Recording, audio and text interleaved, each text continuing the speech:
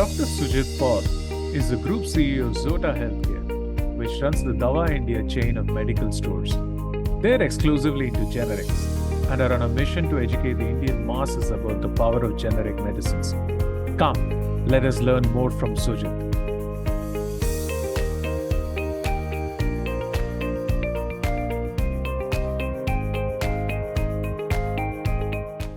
Hi, Sujit. Hi. Glad to connect with you. Good Yeah, morning. good one. Maybe you can just start with a brief introduction about yourself to get started.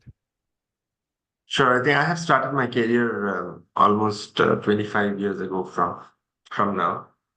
So it's been pretty long, and it have been a very strenuous and long journey.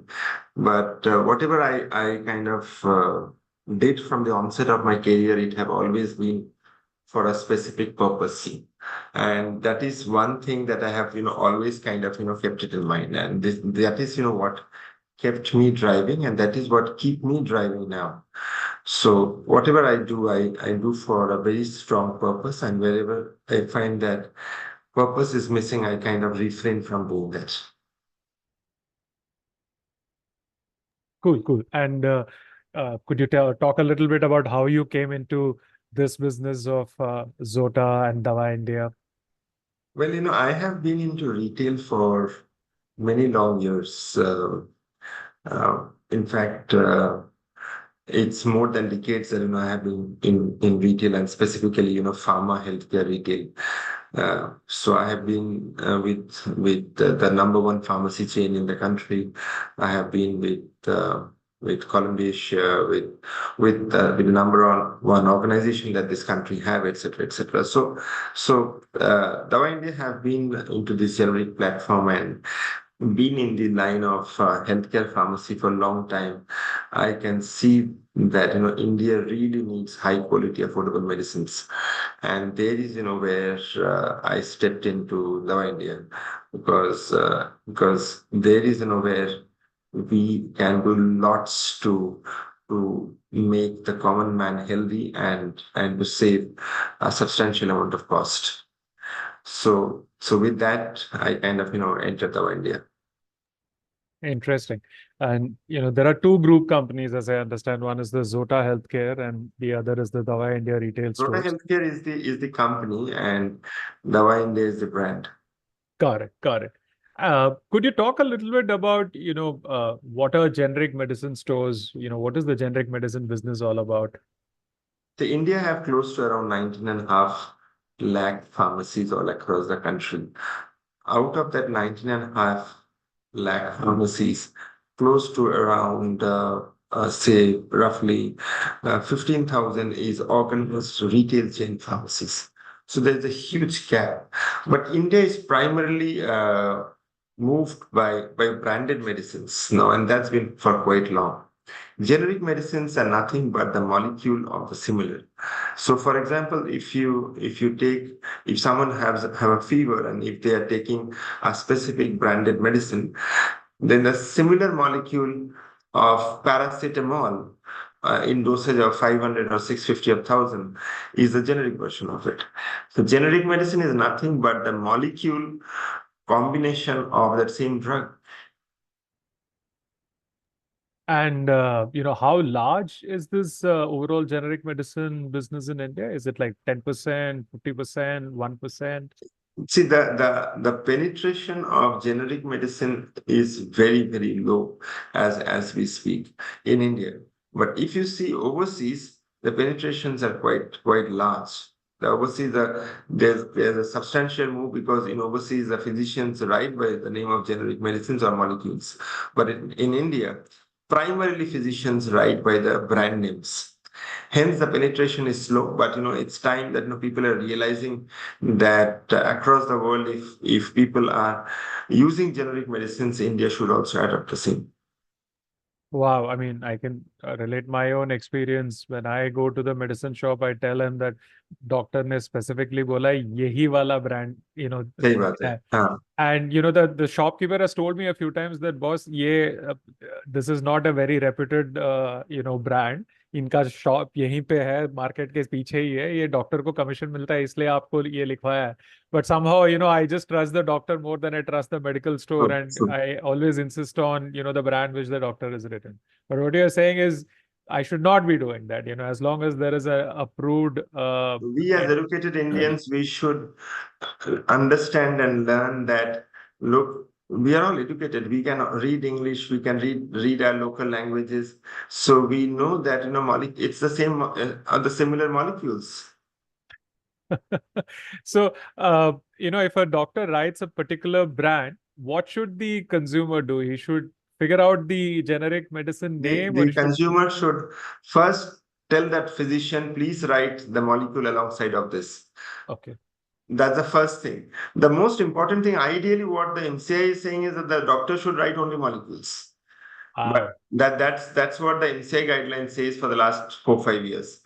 Now, ideally, it should happen that the doctor must write only the molecules. But even if the doctor is still insisting on writing the brand, every single patient or consumer must tell the doctor that you should not write the brand name, please write the molecule name. But if still the doctor is insisting, they should say at least write the molecule name by the side of this. So, for Wow. example, the doctor have written a brand name, and then the doctor must write the molecule name so that the customer have the power to choose. Wow. Wow. Okay. That and how does your Dava India store operate? Usually how large are they? How many stores? Which kind of markets? We are present all across the country, east, west, north, and south. Okay. Right from Jammu and Kashmir to Kerala, we are present all across now. Nice. So our average store size is close to around 400 square feet, and we have medicines of almost all the therapeutic segments, right from peds, gastro, gynec, cardio, diabetic, nephro, ortho, everything put together. Along with medicines, we do also have a whole set of wellness and healthcare products, because we truly believe that people should be more healthy and it should be proactive, so that you don't need to consume medicines. So we have a whole set of health and wellness built up into our store as well. Nice. And most of these stores are company owned, or it's a franchisee model? It's a combination. We Okay. have a combination of company owned stores as well as the franchise stores. Great, great. And just curious, because you're selling generics, which will be kind of low price, there is still a significant interest from a franchisee side to, make money in a generic stuff rather than, take large commissions from the branded guys. Uh, just curious how it works out. Yeah, so what happens is that we do not operate on discounted models. Right. You will see that there are shops, who says that they offer 30% discount or 20% discount or Right. 10% Right. or whatever it is, but we don't have discount in our store. So because we believe that there is no end to giving discount. Today, if the shopkeeper have given a discount of 20% to an end consumer, tomorrow that same shopkeeper may give a 25% discount to someone else. Hence, we do not operate on discounts. Our methodology is that we operate on a lower MRP, so that the consumers know that, and the consumers are not hoodwinked. So the consumers straight can see the MRP in the product, and they get a direct savings in their bill. Great, great. And I think the government scheme of Jan Aushadhi stores is similar concept, right? I mean, what's the similarity or the difference between what Dava India is Then doing? also there is a great concept that the government of India is doing, and it is you're right. It's a similar concept to ensure that generic medicines are available all across the country. In terms of difference, see, we are a private player, and government is government anyways. It's like if you think you had State Bank of India's and other government banks, but nowadays I think all of us go to a private bank as well. Right, right, right, right. Nice, nice. Uh, the general view about the overall pharma industry is that, it's a money spinner, from a stock market point of view. It's like a reliable place. It's a defensible. They are always making huge amount of profits. And, there are frequent controversies which keep coming up. अभी वो COVID vaccine को लेके कुछ problem आया है. And because you're operating in this space, what are your views in terms of where the industry is operating? Well, for us at a generic level, it is not so. Primarily because our prices are extremely affordable and low in comparison to branded drugs. Our prices are anywhere between 50 to 70% lower than branded drugs. Meaning which, if a similar product of brand is taken at 100 rupees, our price will be 50 to 70% lower than that. Thereby, we operate on a very thin margin, and our margins are very thin, and that's how we need to manage that. Interesting. On a related note, many a times when people look at low prices, there is a view that okay, it must be low quality, which is why it's kind of low price. And the other perception in the pharma industry is that cheap generics basically means there's no research, there is no uh, technical strength or background. They're just copying and doing something. How do you deal with such perceptions? See, perceptions are there. Even there was a time, when the banking teller was getting substituted with the ATM machines, people perceived that ATM machines may not give the correct notes, or the genuine notes, and people still used to go and take a token in the bank and stand in the teller machines. But perceptions did change. Similar happened, when all of us had BSNL telephones in our house, and the mobile telephones came. The perception was that no, BSNL is the best, and we should keep that in our homes. That perception change. So in terms of quality, any generic medicine that is manufactured from the best of places holds a similar quality because these are all accredited, and they're manufactured from same places. In fact, in Dava India, most of our medicines are being made in the best of manufacturers that the country have, where in this and in many of the cases from the same plant, the same branded medicines are made.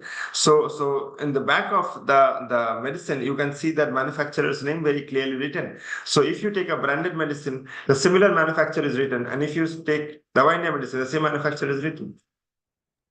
Wow, I mean, as a consumer, I think I need to learn a lot of things about medicines. I've never really looked at the name of the manufacturer or Manufacturer. factor. Yeah, it's just the brand which I see, Naxdom 500 or whatever. Yeah, Yeah, yeah.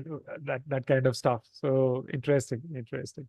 Uh, you know, uh, you talked about you being present across the country. What's your primary target segment? Is it tier one? Is it rural? We have a very strong focus to ensure that every Indian is healthy, and with that mission, last 1.5 year that I'm part of the system, I'm working to ensure that every Indian can afford medicines that should not pinch their pocket, and it should be of a very high quality.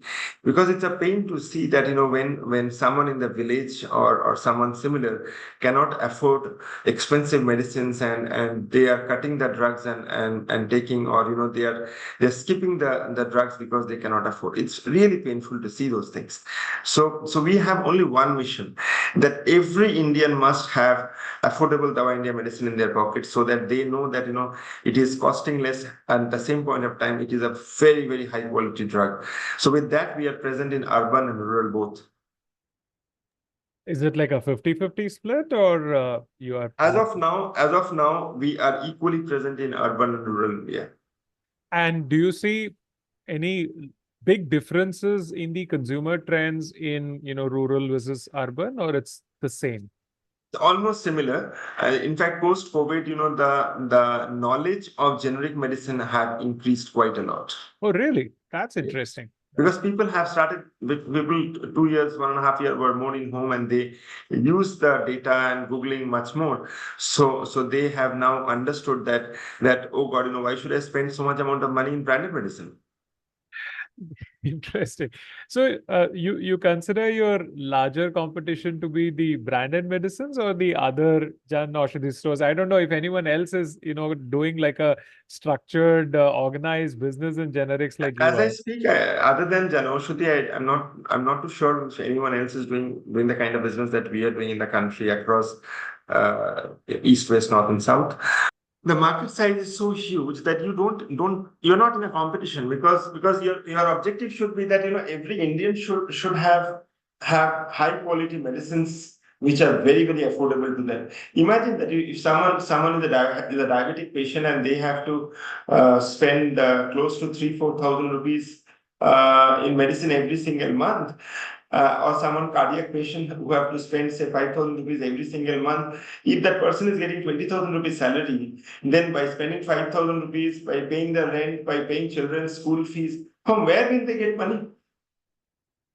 Means where is the place where they will get money to even spend 5,000 rupees?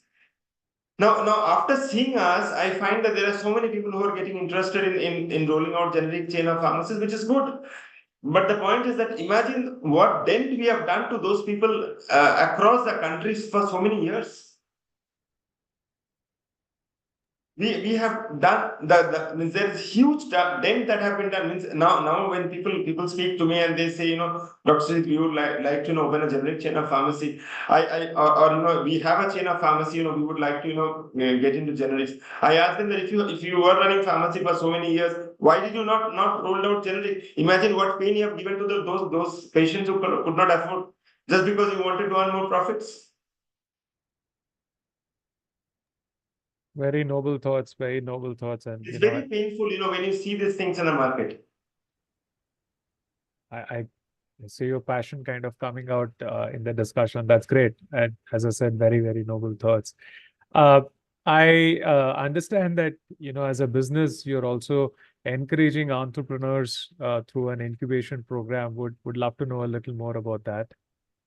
Okay, we strongly believe that whatever we are doing, we have enough talent in India who need support, because there is where we are rolling out incubation programs where, as an organization, we will give them office space to them to operate, because that's the biggest problem that people have. We will give them the desired software, hardware systems for them to operate. We will help them in building the whole ecosystem for them. We will also guide them and mentor them for their growth ahead, which are the critical path of setting up a good entrepreneurship as a startup. And then we will also facilitate and help them in getting funding if at all required. Because we believe that if corporations do not help young entrepreneurs to grow, then the country at large cannot grow. Awesome. And this is just focused on pharma healthcare, or No. This could be anything. Because there may be other talents who are not related to retail pharmacy, but we don't want the talent to die. Great. I mean, beyond medicines, all kind of entrepreneurs to get support from someone like you will be truly helpful. Awesome. Any last words for budding entrepreneurs? I think for all budding entrepreneurs, I would always say, or all leaders who want to be future leaders, is that whatever you do with a genuine passion and vision for yourself. Don't do for the sake of money. Money can be a byproduct of it.